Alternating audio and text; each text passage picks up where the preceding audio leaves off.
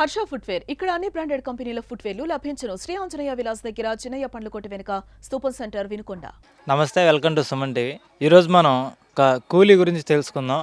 కుటుంబం కోసం, కుటుంబ పోషణ కోసం ఎంత దూరమైనా వెళ్ళి ఎంత కష్టమైనా చేసేవాడు ఎవడంటే కూలీ. అయితే కర్నూలు దగ్గర మంత్రాలయం నుంచి మరి మన పల్నాడు జిల్లా యొక్క గుర్రపునాడుపాలెం ఇక్కడికి వచ్చి కూలి పనులు చేసుకుంటున్న వారు మనకి ఇక్కడ దర్శనమిస్తూ ఉన్నారు. అసలు వీళ్ళని అడిగి అక్కడ నుంచి ఇక్కడికి ఎందుకు వచ్చారు, అలాగే అక్కడ పరిస్థితులు ఎలా ఉంటాయి, ఇక్కడ వాళ్ళకి కూలీ ఎంత, ఇక్కడ సంపాదన ఎలా ఉంది, అండ్ ఈ పని అయిపోయినాక మళ్ళీ వాళ్ళు ఏం చేస్తారు, ఏమేం పనులు చేస్తారు అనే విషయం మీద వాళ్ళని అడిగి మనం తెలుసుకునే ప్రయత్నం చేద్దాం. ఎక్కడి నుంచి వచ్చారండి? కర్నూలు జిల్లా మంత్రాలయం కోసికి మాది.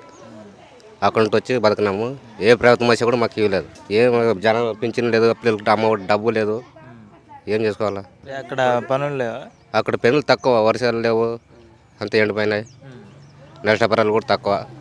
ఇక్కడ బాగానే పెడుతున్నారు, రైతులకి అంతా బాగానే పెడుతున్నాడు. మందు పొలాలకి గిలాలకి వచ్చిన మూటకు కూడా బాగానే చూస్తున్నారు. అట్లా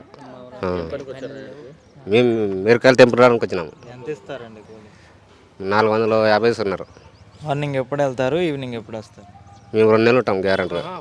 మామూలుగా పొద్దున్నే పనికి 8ంటికి వెళ్తాము, సాయంత్రం 5:30కి. కర్నూలు జిల్లా మంత్రాలయం తాలూకు మాది కోసికే. మేము బతకడానికి వచ్చినాము. మాకు ఎవరు కొడుకులు కోడండ్లు అన్నమేరు. మాకు సెంట భూమి లేదు, ఉండేదానికి స్థలం కానీ లేదు. మాకు గవర్నమెంట్ వాళ్ళు కానీ బెదిరిస్తారా?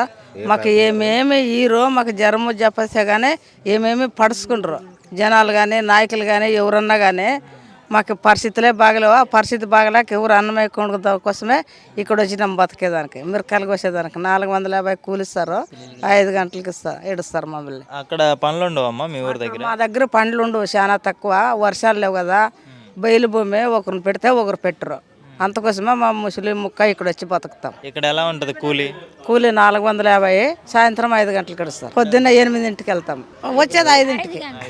5ంటికి నీళ్లు రెడ్డోళ్ళు ఇస్తారు, రైతులే పట్టిస్తారు. ఏడ కొళాయిలు తెచ్చుకొని బట్టలు గుడ్లు ఉతుక్కుంటాం వాడుకున్నాం. నుంచి ఇక్కడికి రావడానికి ముఖ్యంగా కారణం ఏంటి? కారణం ఏమిటంటే మాకు ఎవరు అన్నం వేయరు. కొడుకులు కోడండ్లు రైతులు కానీ మమ్మల్ని ఎవరు పడుచుకునేది లేదు. జ్వరము జపత్తేసినా కానీ నాయకులు పడుచుకుంటారు. ₹1 గోళీలకి ఇరు, ఏమేమిటికి ఇరు. ఏడో ఒక దగ్గర బతకదానికని వచ్చినాం. మాకు ఎవరు ఇక్కడ కష్టపడి పని చేస్తాం. వచ్చాము మామ సన్న పిల్లలు కట్టుకొచ్చాము. ఎవరు కలిసా మాకేమి ఇట్లేదా చేసుకుంటే అన్నము లేకుండా కూడా అన్నం లేదు మాకు. అంతే మాకు ఉండేది. కర్నూలు నుండి వచ్చాము మేము ఇక్కడ మంత్రాలయం నుండి. మిరకాయల కోసం మళ్ళీ కూలీ 450 ఇస్తున్నారు మాకు. ఏం జాగలే, ఇండ్లు కట్టుకుంటే ఇల్లు ఇస్తామండ్రి.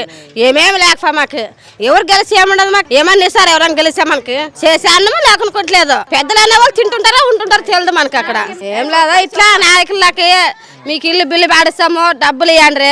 10,000 ఇచ్చినాను. మాకు ఇల్లు బిల్లు పడలే, ఏం పడలే. కట్టుకుంటూ ఊకే నన్ను దుడుచుకొని అట్లా కట్టుకున్నాను. అందుకే చొప్పు అంటారు వాళ్ళు. డబ్బులు అడిగారు, ఇచ్చాను. నేను అక్కడే కర్నూలు లంచం అడిగారా? ఇస్తారా అని. ఇప్పుడు నువ్వే పెద్ద మనిషి వచ్చావు మా ఇంటికి, నువ్వు నాయకుడు వచ్చావు, ఇస్తానమ్మా ఇవి అంటే నీకు ఇస్తాం, లేకుండా ఎందుకు ఇస్తాం అట్లా మరి. టీచర్ పనికి చదువుకున్నాడు, ఆ ఉద్యోగమే లేదు ఇంతవరకు. 2 పిల్లలు తండ్రి లేదు, ఏం చేస్తాము మరి? ఇట్లా కందమ్మలు తోలుకుందాకుంటే బడి ఏం చదివిస్తాం? చదివిమంటాడు, ఎక్కడనే చదివిస్తాము. అతను వచ్చా అది వస్తుంది అన్నప్పుడు అంతా చదివా ఇడిచిపెట్టా.